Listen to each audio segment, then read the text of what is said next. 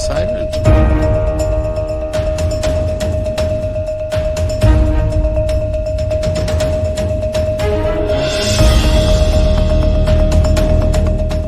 Hello everyone, welcome to Shriram's IAS YouTube channel. उम्मीद करती हूँ you all are happy, safe, fine, healthy. आज का सेशन शुरू करते हैं जिसमें ये आर्टिकल्स आपके सामने हैं that we have to discuss. Every article I would say Mains के पॉइंट ऑफ व्यू से भी इक्वली रेलिवेंट है और मतलब ऐसा कंटेंट है जो मेंस में डेफिनेटली यहाँ काम आने वाला है। बड़े आर्टिकल्स हैं, लेंदी आर्टिकल्स हैं, सो टाइम लगेगा, तो इसीलिए पेशेंस लूज नहीं करना। सो मेक श्योर कि आप एंड तक बने रहें। मैं हर एक आर्टिकल को 360 डिग्री अप्रोच के साथ ही कवर करवाऊंगी ताकि कोई भी चीज आपकी छूटनी नहीं चाहिए, राइट। सो उस पर्पस से हम हर एक आर्टिकल को देखेंगे। तभी बोल रही हूँ कि संयम बनाए रखना, धीरज बनाना जिंदगी में बहुत ज्यादा जरूरी है, चाहे वो आपकी प्रिपरेशन में आपका कोई भी अटेम्प्ट ही क्यों ना हो। तो इस पर्टिकुलर सेशन के अंदर ये आर्टिकल्स आपको दिख रहे हैं जिनको हम इन डिटेल कवर करेंगे। I give you brief about कि what we will be discussing in this particular lecture so that you have that connectivity whole throughout. And session अच्छा लगता है तो mark your attendance by liking the lecture. You can share it with your friends also, let others know about this platform. Do subscribe to the channel अगर नहीं किया है अभी तक, ठीक है। चलो पहले आपको बता दूं कि एक आइडिया आपको दे देती हूँ। पहला जो आर्टिकल आपको दिख रहा है that is regarding a language and that language is language Madika. ये लैंग्वेज जो है केरला में कम्युनिटी है, वहां ये बोली जाती है लैंग्वेज। सो मैं पूरी आपको इसकी पूरी हिस्ट्री जो है वो बताऊंगी ही सही।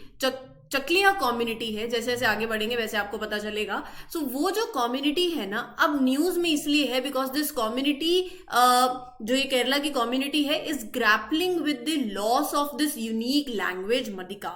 तो जीएस पेपर 1 से भी आपके लिए इंपॉर्टेंट है, प्रीलिम्स के पॉइंट ऑफ व्यू से भी इंपॉर्टेंट है। So will take this article. Next is your leprosy. तो लेप्रोसी सबको ही पता है क्या है, एक कैसी डिसीज है ये, इसको और क्या बोला जाता है, इसका ट्रांसमिशन कैसे होता है, इसका प्रेविलेंस और बाकी जो भी इससे एसोसिएटेड इंफॉर्मेशन है वो सारी हम डिस्कस करेंगे because it is in news. And central government ने अभी एक नया treatment, new treatment regimen for leprosy they have approved, right. क्या है पूरा सिनेरियो, जैसे ये आर्टिकल आएगा वैसे will cover. Then you have this exercise that is exercise desert night. तो ये एक्सरसाइज कैसी एक्सरसाइज है, कहाँ कंडक्ट हो रही है और बाकी से जो भी कौन सी 2 देशों के बीच में होने वाली है ये, और अगर 2 देशों के बीच में नहीं है तो क्या इसमें और भी कोई एयरफोर्स इन्वॉल्व है या नहीं है, राइट। सो एक मिलिट्री एक्सरसाइज है। तो ये सारी इंफॉर्मेशन जो है प्रीलिम्स के पॉइंट ऑफ व्यू से इंपॉर्टेंट है, वो हम देखेंगे। फिर उसके बाद आपके पास अगला आर्टिकल आता है अमृत धरोहर कैपेसिटी बिल्डिंग स्कीम। तो ये जो आर्टिकल है ना, इसके कॉन्टेक्स्ट में मैं आपको पहले ही बता देती हूं, आपका होमवर्क है रामसर साइट्स, ठीक है।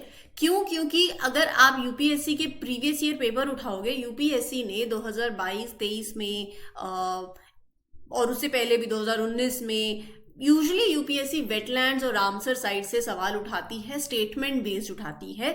ऐसा नहीं है कि मैच द फॉलोइंग के पेयर में उठा लिया। काफी अच्छा एक क्वेश्चन बनता है। तो इसीलिए आपका होमवर्क है, आप अपने एनवायरमेंट सेक्शन से, जो कि आपके जीएस पेपर 3 से लिंक करता है, so do cover Ramsar site. आप whatever source you are taking from your static for your static, तो वहां से वेटलैंड्स और रामसर साइट का टॉपिक जो है वो आप कवर करेंगे। और आप इसको, जब मैं आपको स्कीम पढ़ाऊंगी तो आपको पता भी चलेगा why I am saying so. So अभी मैं आपको सेशन के स्टार्टिंग में ही बता रही हूं about Ramsar site that you have to cover.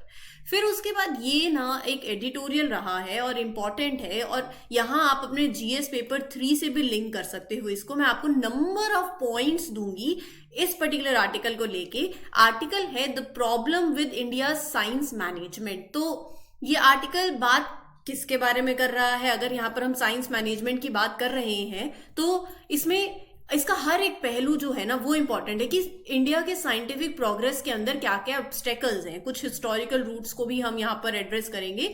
सो इस पूरे आर्टिकल का क्रिटिकल एनालिसिस होगा, राइट। ये आर्टिकल जो है it will take time, so you have to take patience. और हाँ, जब भी आप सेशन में बैठे तो मेक श्योर कि आपके पास एक पेन एंड पेपर हो, यू हैव दैट, ताकि जो भी मैं आपको पॉइंट्स बता रही हूँ आप वो साथ साथ नोट करते जाएं। और ये इस लास्ट वाले आर्टिकल के अंदर होने वाला है। I share it with you, I discuss मैं बोलूंगी, आप चाहे तो साथ साथ पॉइंट्स जो हैं वो ले सकते हो और वो लिख सकते हो। ठीक है जी, तो चलिए फिर सेशन शुरू करते हैं and let's begin with the first article. पहला आर्टिकल जो है वो लेप्रोसी को लेकर है।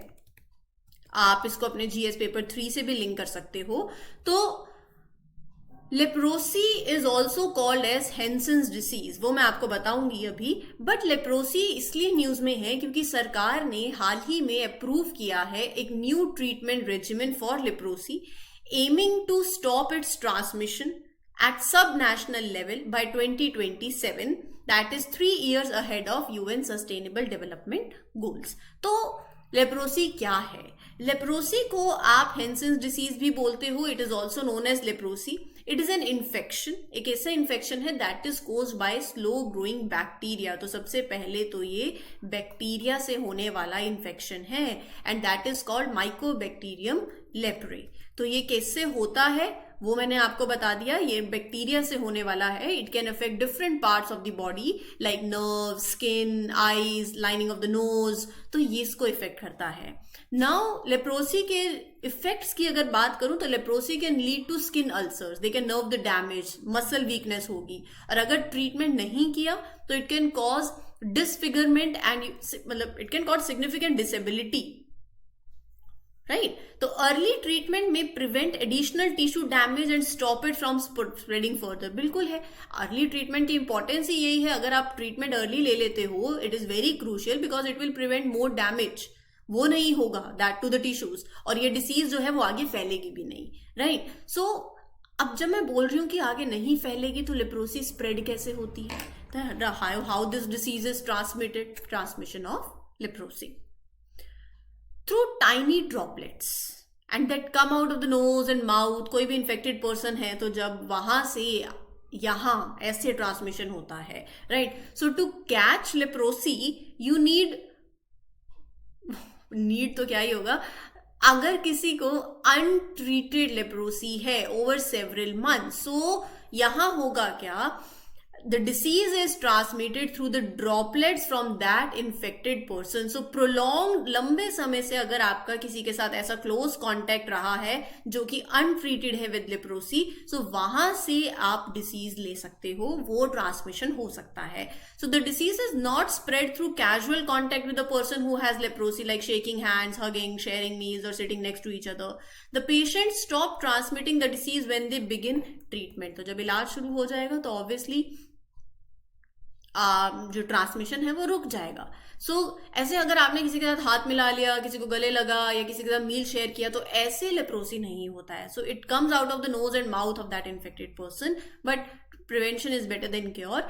सरकार के एफर्ट्स की बात करूं तो अभी government of India has approved this new treatment plan to stop the transmission of leprosy. As far as prevalence of leprosy is concern, historical background में चलते हैं।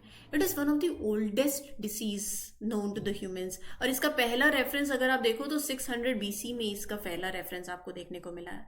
ये एक नेग्लेक्टेड ट्रॉपिकल डिसीज है जो आज भी आप देखो मोर देन 120 कंट्रीज के अंदर होती है, right. So it is caused by different types of pathogens. ये डिसीज जो है it has severe health consequences, social consequences, economic consequences, right. अगर मैं कुछ स्टेटिस्टिक्स की बात करूं, 2022 में 182 countries accounted for the prevalence of this 1,65,000 cases and 1,74,000 new cases of leprosy। तो ये नंबर्स आप देख सकते हो, ये आपको एक आइडिया दे रहा है कि how leprosy is distributed globally, और इसका एम्फेसिस ये स्ट्रेस कर रहा है उस पर कि इस चीज को, इस हेल्थ कंसर्न को कितना जरूरी है एड्रेस करना। सो एडिशनली अगर आप देखो 2022 में 1,74,000 न्यू केसेस रहे हैं लेप्रोसी के, राइट। अगर मैं इंडिया की बात करूं तो 2005 में India was declared leprosy eliminated. 2005 में India was declared leprosy eliminated. इसका मतलब the prevalence of leprosy was reduced significantly, लेकिन इसका मतलब ये नहीं है कि disease has been completely eradicated. आप करंट सिचुएशन देखो, डिस्पाइट ये प्रीवियस जो भी डिक्लेरेशन हुई है, India still has a significant number of new leprosy cases, more than half, 52% of the world's new leprosy patients, they are reported in India, मतलब आधे से ज़्यादा जो नए लेप्रोसी के पेशेंट्स आए हैं वो इंडिया से आए हैं। अरुणाचल प्रदेश, वेस्ट बंगाल, बिहार, झारखंड, उड़ीसा, एमपी, दिल्ली, यूपी, महाराष्ट्र, छत्तीसगढ़, ये कुछ जगहें हैं जो उन्होंने बता रखी हैं which are yet to achieve leprosy elimination target. ठीक है जी, तो several states and UTs in India have those districts that are yet to achieve the leprosy elimination target, right. तो ये पूरा आर्टिकल है, ये पूरी इंफॉर्मेशन हाईलाइट कर रही है। Okay, certain efforts are also being taken, वो आप मुझे कमेंट सेक्शन में बताना कि कोई लेप्रोसी से रिलेटेड कोई प्रोग्राम है सरकार का, है अगर है तो वो आप कमेंट सेक्शन में थोड़ा सा तो आपको भी मेहनत करनी पड़ेगी। So do let me know what government of India is doing in this direction. एक तो सरकार ही कर रही है तभी न्यूज में आया, right. Second, do let me know, आप बताओगे कमेंट सेक्शन में।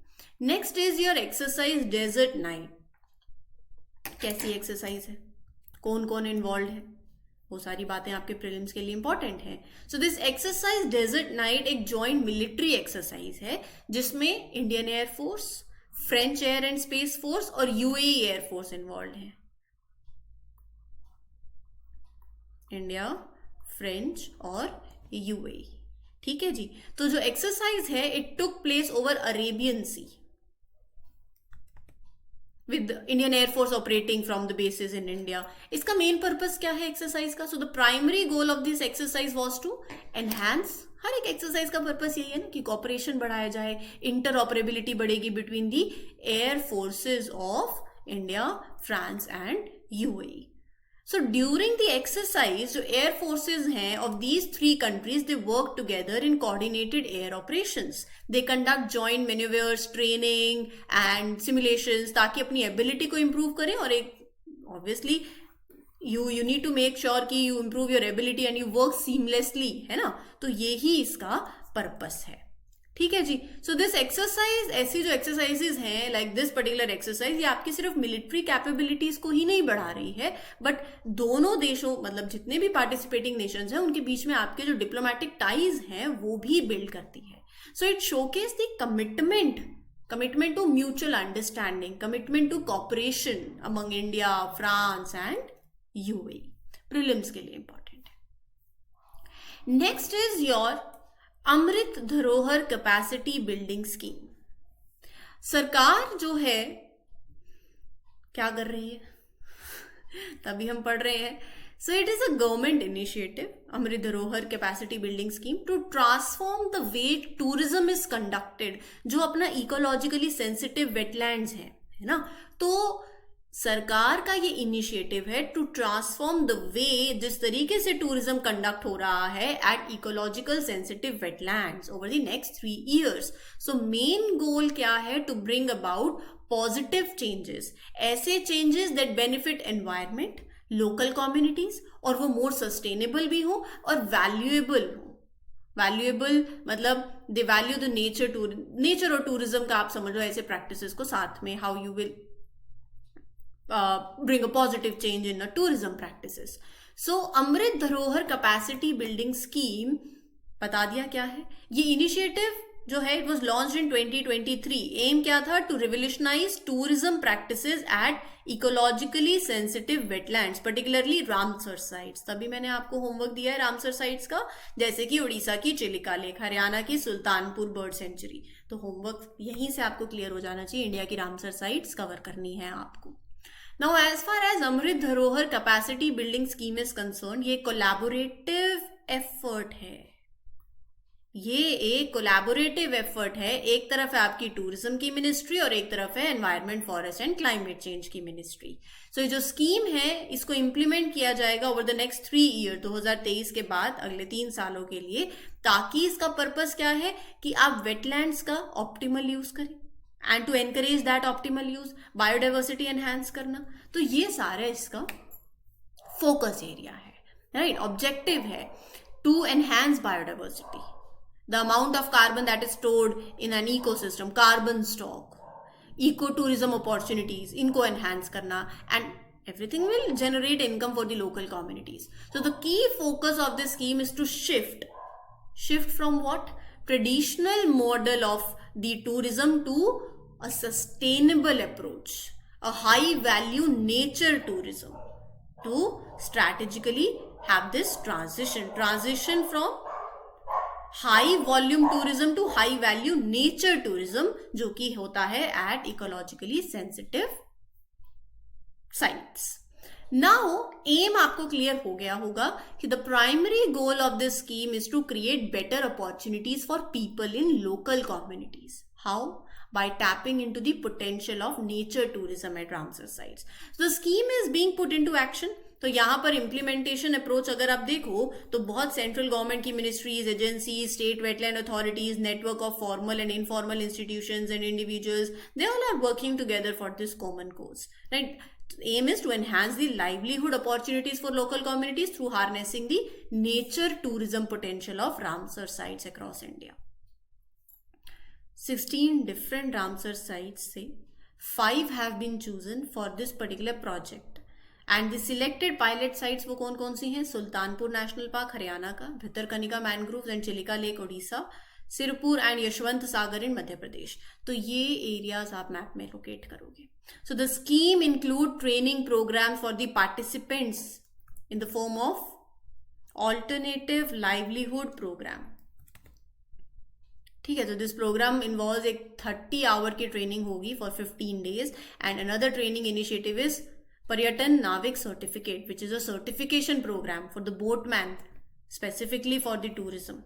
ठीक है जी, तो ये ध्यान में रखिएगा. Overall through these initiative scheme का एम है कि लाइवलीहुड तो बढ़ानी ही है लोकल कम्युनिटी की, बट ऑल्सो प्रमोट ऐसी tourism that is responsible tourism at these ecologically important Ramsar sites. So, Amrit Dharohar Capacity Building Scheme is working to create, overall if I sum it up, it is to create better opportunities for local communities. How? By harnessing the tourism potential of that Ramsar site. So, ये collaborative effort है और यहाँ पर it involves certain projects also at specific locations, skill development program for the participants. So, overall goal is improving livelihood and promoting responsible tourism. अब उम्मीद करती हूँ कि कोई डाउट नहीं होगा. स्टिल कोई भी डाउट हो, you can ask me in the comment section. Next is, we'll talk about Madhika. क्यों पढ़ने जा रहे हैं? तो यहां पर in the remote colony of Kukanam, right, which is near a gram panchayat that is Karivellur. So वहां पर अगर आप देखोगे in Kerala, the Chakliya community is facing this issue with the potential loss of their unique language that is Madhika. ठीक है जी. So there are only 2 people left who are the last fluent speakers of this language. उनको डर है that with their passing ये language जो है it will be lost to the world. Madhika language जो है इसकी कोई स्क्रिप्ट नहीं है. ये तेलुगु, कन्नड़ा, मलयालम, तुलु इनकी एक ब्लेंड है. कन्नड़ से थोड़ा सा इट साउंड सिमिलर, बट जो ऑब्वियसली डाइवर्स लिंग्विस्टिक इन्फ्लुएंसेस के चक्कर में you will find it's largely influenced from that. It may sound similar to that, but हाँ, it is influenced by that. मतलब it is influenced by Kannada, which is an older form. यहाँ पर अगर आप देखें, so it is influenced by, just give me a minute, yeah, Havyak Kannada.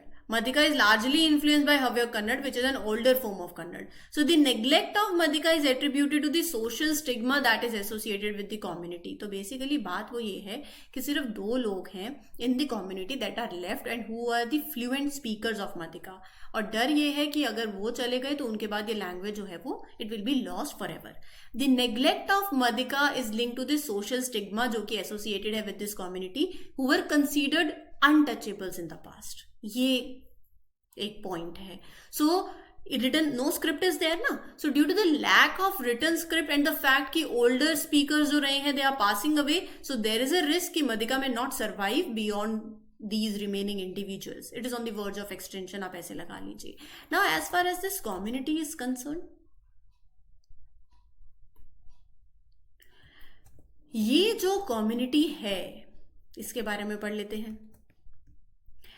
The Chakliya community was originally nomadic and they were worshippers of Tiruvenkatamana and Mariamma. तो आप ये ध्यान में रख सकते हो. They migrated from the hilly regions of Karnataka to where? To North Malabar. Originally scheduled tribe की category से the community was reclassified into scheduled caste group, कहां पर? केरला के अंदर। ठीक है जी, चलिए आगे बढ़ते हैं and let's look at the last article of today's lecture, that is your India की साइंटिफिक प्रोग्रेस के अंदर क्या ऑब्स्टेकल्स फेस किए जा रहे हैं। कॉन्टेक्स्ट ये है कि इंडिया की नेशनल इकोनॉमिक प्रोग्रेस जिसकी हम बात करते हैं वो हमारे साइंटिफिक एडवांसमेंट से कनेक्टेड है, एप्लीकेशन ऑफ दीज टेक्नोलॉजीज इससे वो कनेक्टेड है, and the government is making changes in the science sector, right, with initiatives like NRF and restructuring the DRDO। So article बात कर रहा है ऑब्स्टेकल्स की of into this India science progress, scientific progress. तो ना यहाँ कुछ points हैं, देखो पहला क्या है अपना, लो रिसर्च एंड डेवलपमेंट एक्सपेंडिचर, मतलब पता चल रहा है कि इंडिया इन्वेस्ट करता है अबाउट 0.7, अब लिखते जाना, 0.7% of its GDP in R&D, जो कि बहुत कम है as compare to US, China 2.4% करता है, US 3.5% करता है, ये एक ऑब्स्टेकल है। फिर उसके बाद बजट कॉन्स्टेंट्स, R&D पे बहुत लिमिटेड स्पेंडिंग है due to broader budget constants, competing priorities. So यहाँ पर ये चीज जो है that is it is making it difficult to nurture a robust scientific ecosystem अगर एक कॉन्स्ट्रेंट बजट होगा।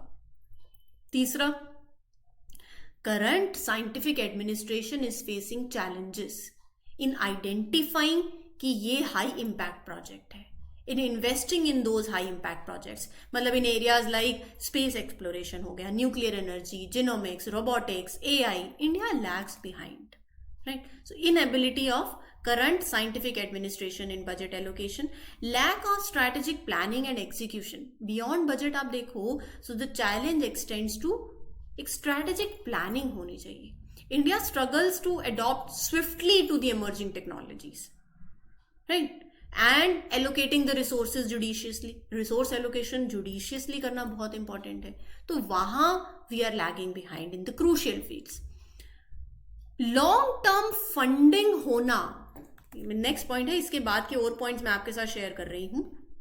लॉन्ग टर्म फंडिंग, आप भी सोचो, खुद से सोचो कि एक वाइटल प्रोजेक्ट में एक लॉन्ग टर्म फंडिंग होना बहुत जरूरी है, and the absence of this consistent long term funding वो एक सेटबैक लगा देता है, राइट। फिर उसके बाद अगर मैं थोड़ा सा और चीजों को देखूं, if I talk about the role of senior scientist in India science administration, तो जो सीनियर साइंटिस्ट हैं,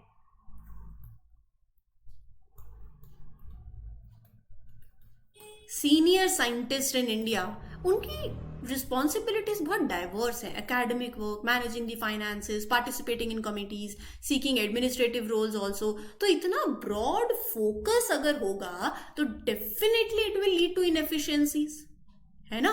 तो ये एक डिस्पर्जन ऑफ फोकस आप बोल सकते हो,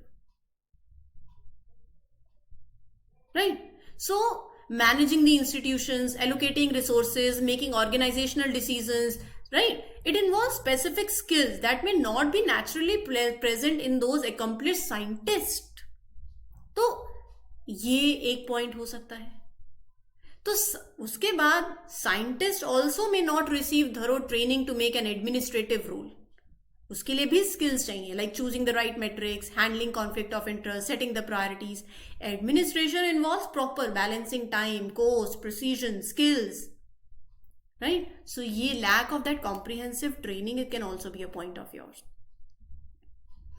साइंटिस्ट अगर होल्ड कर रहे हैं एकेडमिक और administrative roles, it will lead to conflict of interest within institutions, right. It will lead to issues like academic rivalries होंगी, ब्यूरोक्रेटिक हर्डल्स होंगे, कॉम्प्रोमाइज्ड क्वालिटी कंट्रोल होगा, फिर उसमें प्रॉब्लम्स आएंगी लाइक प्लेगरिज्म की प्रॉब्लम, अनएथिकल पब्लिकेशन प्रैक्टिसेस होंगी, compromise scientific outcomes आएंगे, फिर ये एक इश्यू हो सकता है, right. So these are what we can say the obstacles to India science progress। And जब मैंने इसको साइंस प्रोग्रेस के साथ साथ इसको साइंटिफिक टर्म से भी, जब मैं साइंटिस्ट की भी बात करूं तो वहां पर क्या इशू आ रहा है उस डोमेन में, वो भी आई हैव शेयर्ड। आपके पास और भी पॉइंट्स हो सकते हैं, do write it down in the comment section, do share it, और whenever you are writing an answer, mains के आंसर 8-10 पॉइंट्स आपके पास होने चाहिए that I have shared.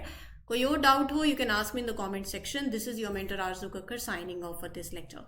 Happy learning everyone. All the best. Take care. Thank you.